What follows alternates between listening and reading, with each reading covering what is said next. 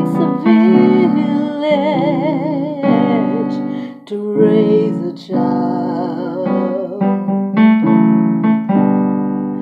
It takes a village to raise a child.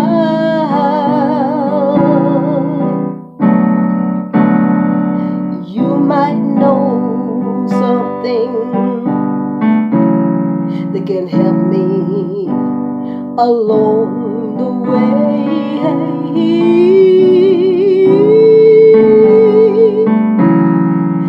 It takes a village to raise a child.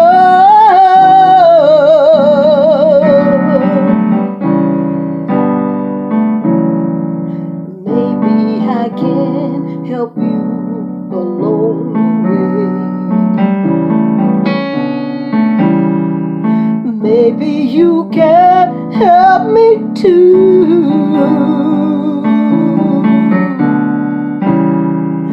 It takes a village to raise a child. It takes a village to raise a child.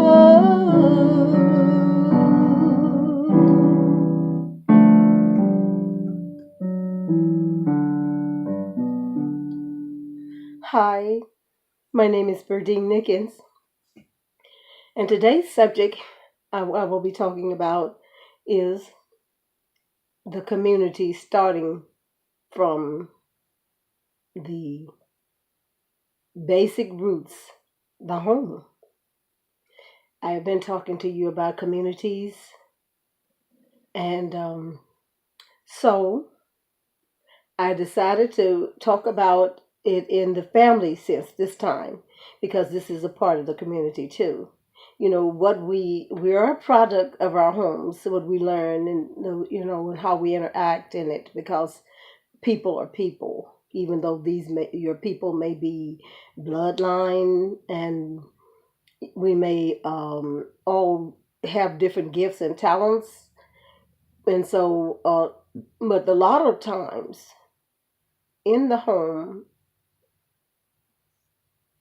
people pick up, they develop their traits. You develop a lot of traits from your house, and in doing this, some of the traits that we develop is, it could be like not wanting to share. And as I said before in other videos, when when sometimes you're left alone, you make your own decisions, and a lot of times children don't really always know the right decisions. And so the any little time that we are training and teaching children, that it should be quality training and quality and target time.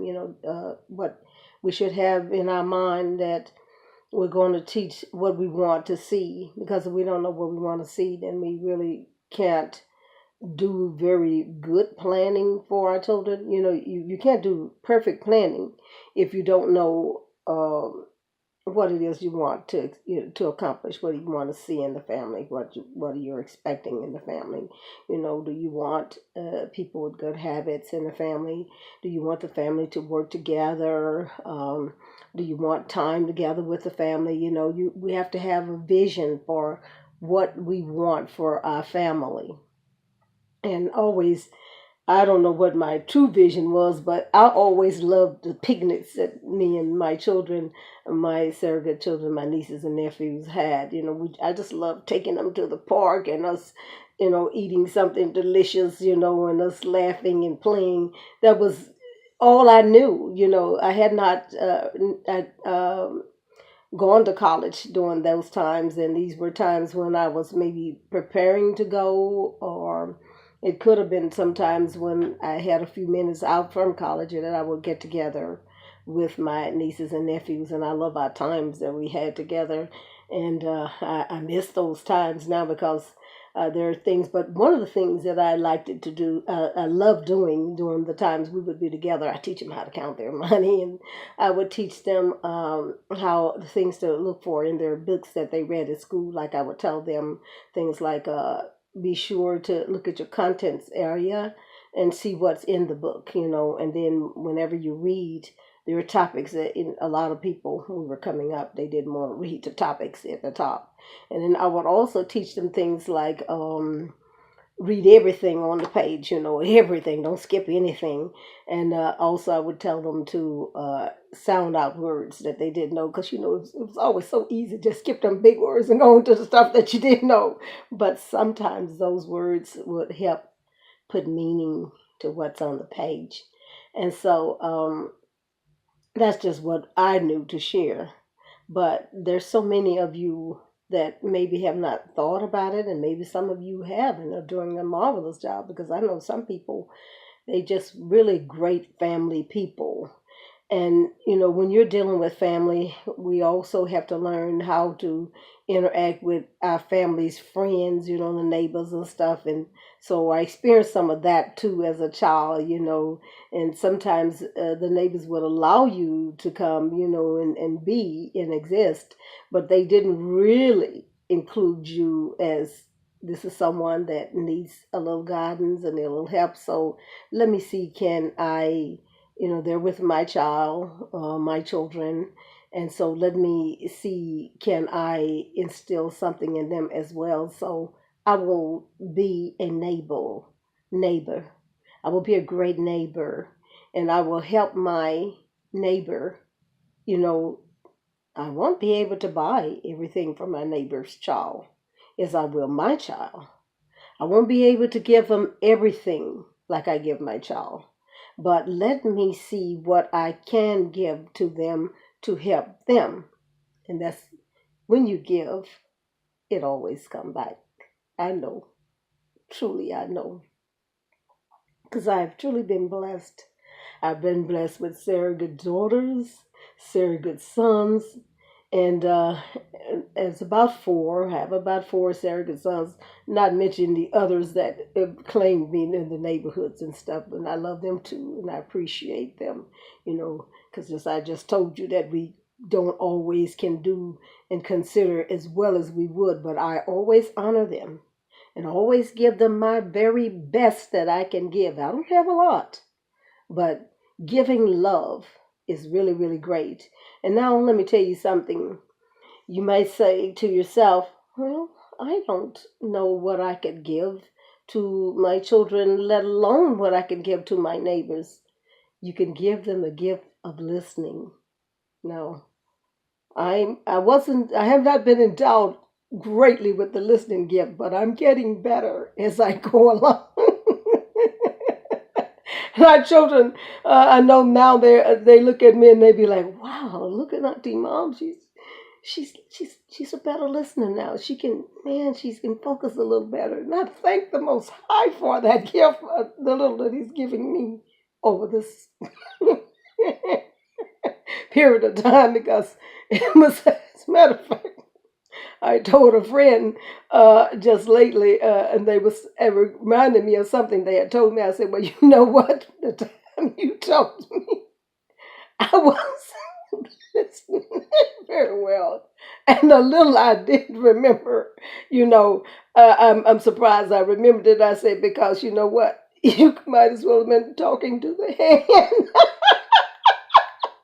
During that time, you might have as well been talking to the hand, because I wasn't there. And I laugh so hard, because when I think about some things, it's hilarious to me. But man, may not amuse you, but I'm sorry. This is me. I want, if you have it, you have it. If you don't, that's one of the reasons a community makes a difference. Because some of my friends, they've helped me out so tremendously. And one of my dear friends, she had said once to me, Berdine, she said, when we're talking, sometimes you need to stop for a breath. I thought, She has a point. People appreciate a little breath, in between when we're just talking and talking, because I am a talker. I definitely am, and truly enjoys that, you know. But anyways, the family we're talking about, uh, the family, there's a movie out, it's an old movie now, and I think it's called Soul Food or something like that. But it's where the family gets together every Sunday, and they kind of match wits on cooking. See who cooked the best. And there's it's a very nice movie. But there's one sister who seems to cause trouble in among the family. So we have to be mindful that there are some who may be growing at a slower rate. So we have to have patience with those particular ones, but don't throw the baby out with the bathwater and say, well, our family is just such a big problem to me, because I'm I believe that all of us has some situations with family, and if you're the one who has not ever had any problems with the family, and and you do everything correctly and they do everything nicely, and you don't have that problem, I want to be one of the ones who congratulate you, because you're ahead of us. So, and then you may be able to help someone in the neighborhood who you see that needs. I mean, I'm not saying running people business, because no one wants to be told what to do. We're just independent people who don't want to be told what to do.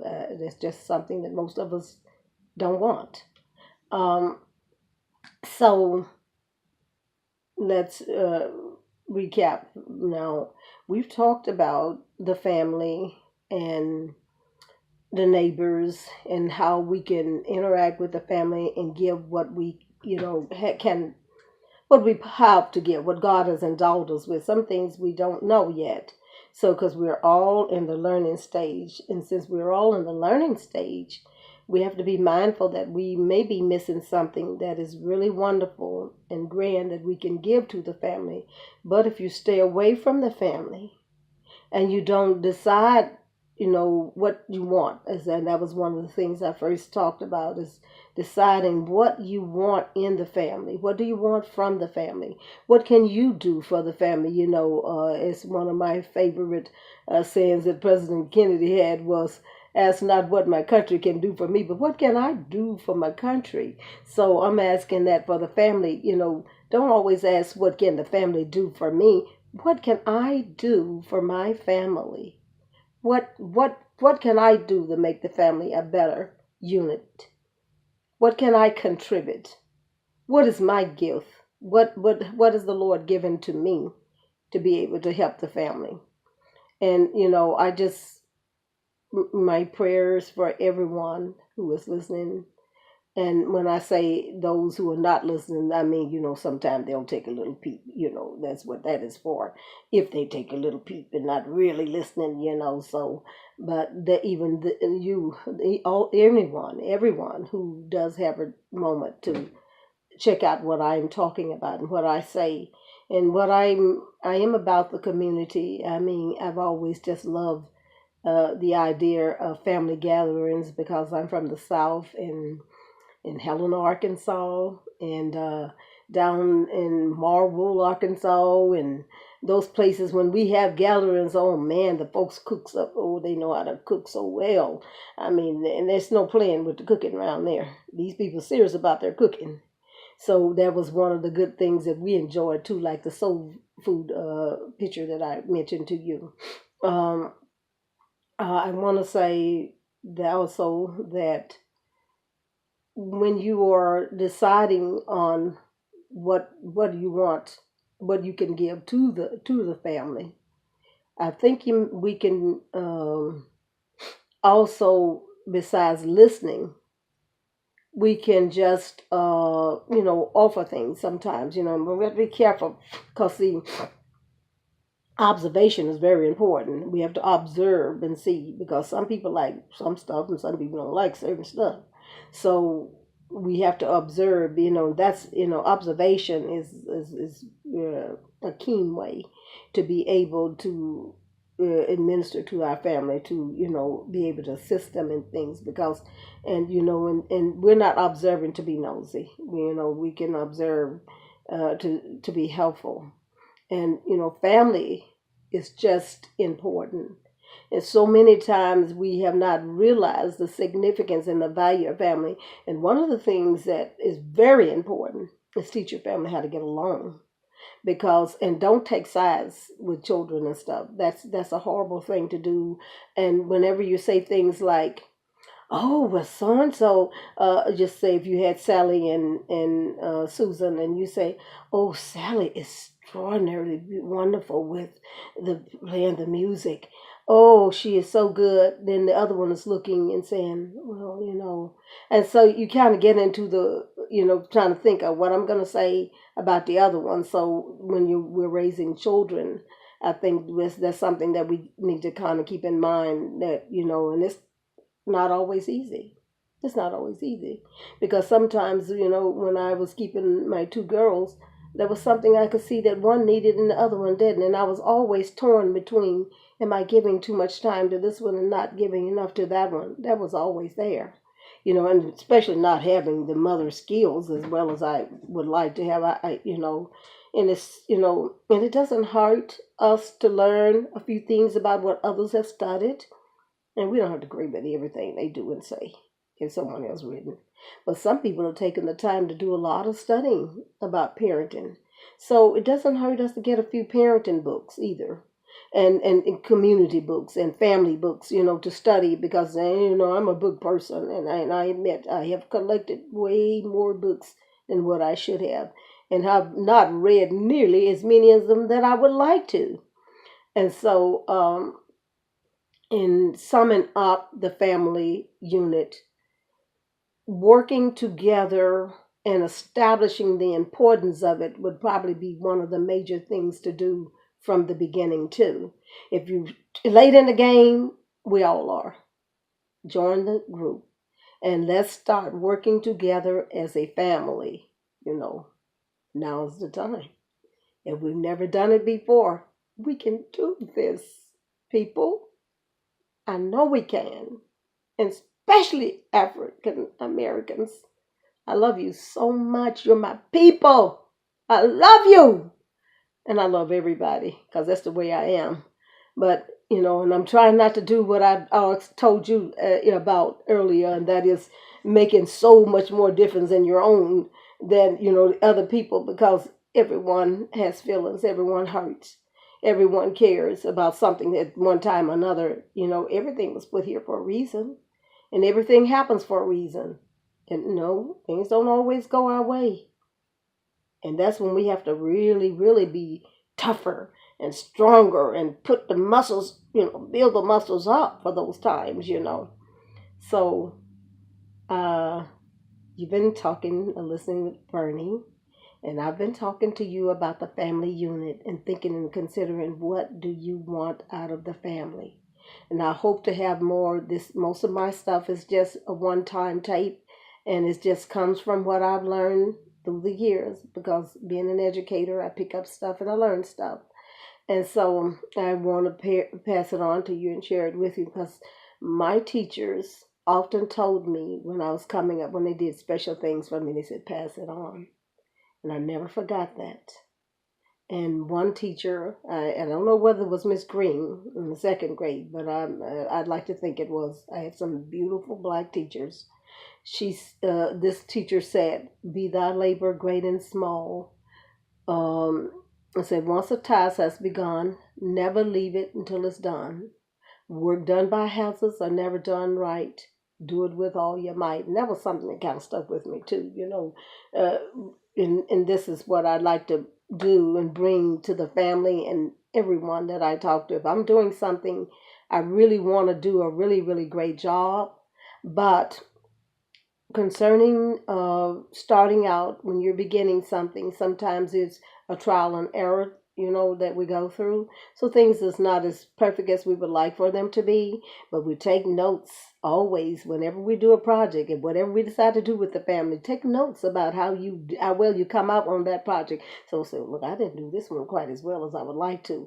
And in communicating with the family, I didn't make myself really clear what I wanted to, what I wanted to give or what I was expecting, and don't expect a whole lot right out, You have to lead by, example, give them, a model of what a family member can be.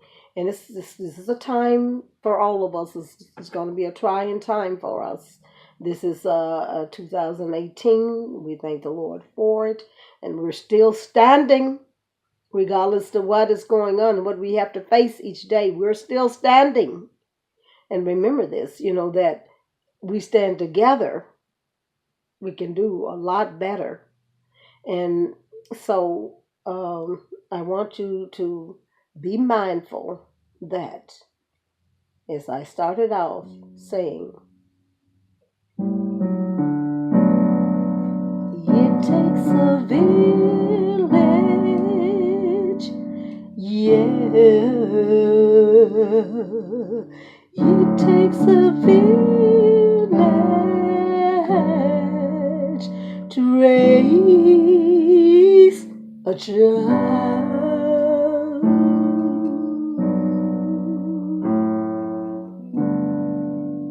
It takes a village to raise a child. And so that means that in your home, you are the beginning village. Then you reach out, you branch out, because when people see the love that you have for one another in your family, they want to be a part of that. You're the first village, okay? So now, yes, your little tribe there. If there's, whether it's 1, 2, 3 in your tribe, you want, and think about this. Sometimes this is one thing that went through my mind too before I close this out. And that is that, if you say to a child, now I'm going to told you, don't you let me tell you again. Well, they might listen to you and they may follow that instruction and may need that. But if you start them off the way you want them to be, and that is like, okay, this is what I need from you. I need this because of this. Understand? And and then you'll have the understanding. They will know how you communicate with them, and they will know your serious tone from your play tone. Don't do that. Sit down. And they may just say, "Oh Lord, I'm enjoying this attention I'm getting here. I'm not doing anything but keeping on getting my attention. This attention that I'm getting from mommy, daddy, or whomever it is, auntie, grandma, because it's all of the family to make the village, that we need to work together. And there will be some challenges, more challenges with some people than others. And that's another thing that we need to capitalize on. Find the ones who are easier to work with. The ones that are easier to work with, you might be able to build, to establish the bond there and branch, and work together so well that everybody starts saying, those two of the family members, they seem to always be doing something good together, or those three, or those four. So I know this is a challenging situation. Family situations are challenging. I know it. Oh, trust me, I know it. I could tell you some stories, and maybe I will one day. But to make things short, I'm gonna close this one out. There was one other point that I needed to say, but I sort of kind of slipped my mind a little bit. It was something about the family and getting along, but maybe it'll come up another time. I can't remember it right now, so. It may be time for me to just close this one out. And thank you for listening. And you have been listening and talking with Verdine Nickens. And I want you to have a blessed day. And also always say, keep smiling through it all. You're going to make it. It's going to be all right. Have a good day. Bye-bye.